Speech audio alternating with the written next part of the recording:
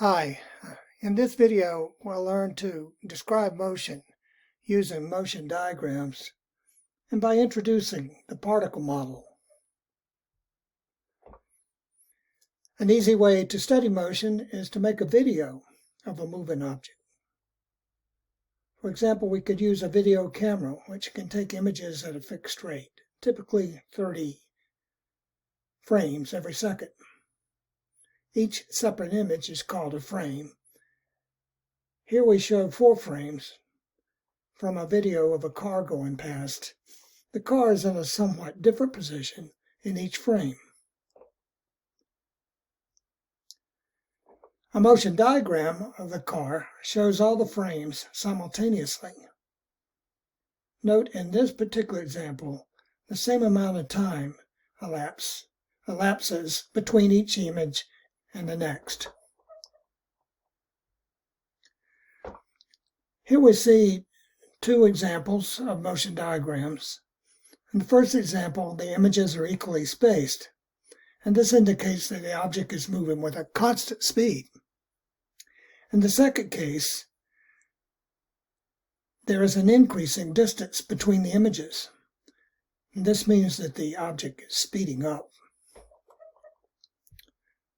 Then if we have a decrease in distance between the images, that means that the object is slowing down. In this example, we have two cases. One car is car A, which has equal spacing between the car, and then car B also has equal spacing, but in case of car B, the spacing is greater. Which car, A or B, is going slower?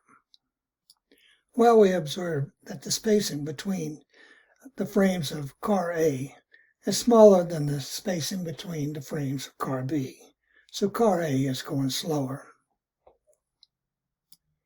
For many types of motion, it's useful to treat the object as if all the mass were concentrated into a single point. When we do so, we can call that object a particle.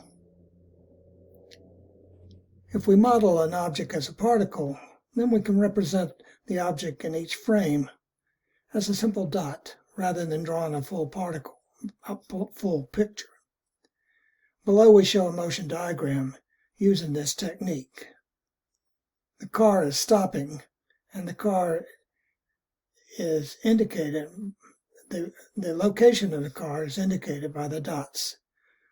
Note that the spacing between the subsequent dots is getting smaller and smaller, indicating that the car is slowing.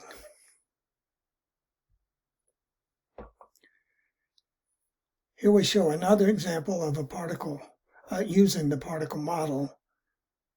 This is a motion diagram in which the object is that of a rocket that's being launched. The spacing in this example, starting at point 0, is getting greater and greater, indicating that the object is speeding up. In this example, 3 motion diagrams are shown. One is a dust particle settling to the floor at a constant speed. Another is a ball dropped from the roof of a building. And the third is a descending rocket slowing to make a soft landing on Mars. Which of the 5 choices below correctly describes the 3 objects? You should prove to yourself that the answer is B. To use a motion diagram, you would like to know where the object is and when the object was at that position. Position measurements can be made by laying a coordinate system grid over a motion diagram. To illustrate, part A of the figure shows a sled sliding down a snow-covered hill. The time between each frame is 1 second. In part B, we show a motion diagram for the sled where we replace the figure of the sled with dots, and over which we've drawn an XY coordinate system. An arrow is drawn to the sled's position at t3 equals 3 seconds.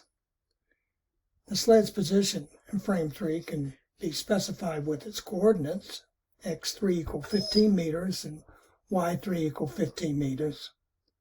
Or alternatively, the position can be specified with a position vector, r3, whose magnitude is 21 meters and whose direction is 45 degrees with respect to the x-axis. We'd like to be able to show an object's change of position with respect to time.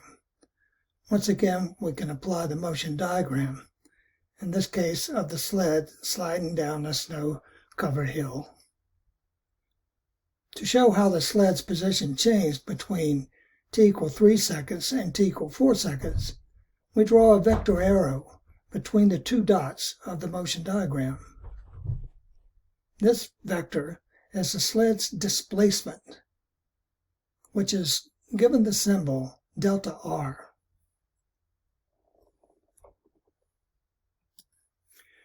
We'll say more about vector displacements in our next video.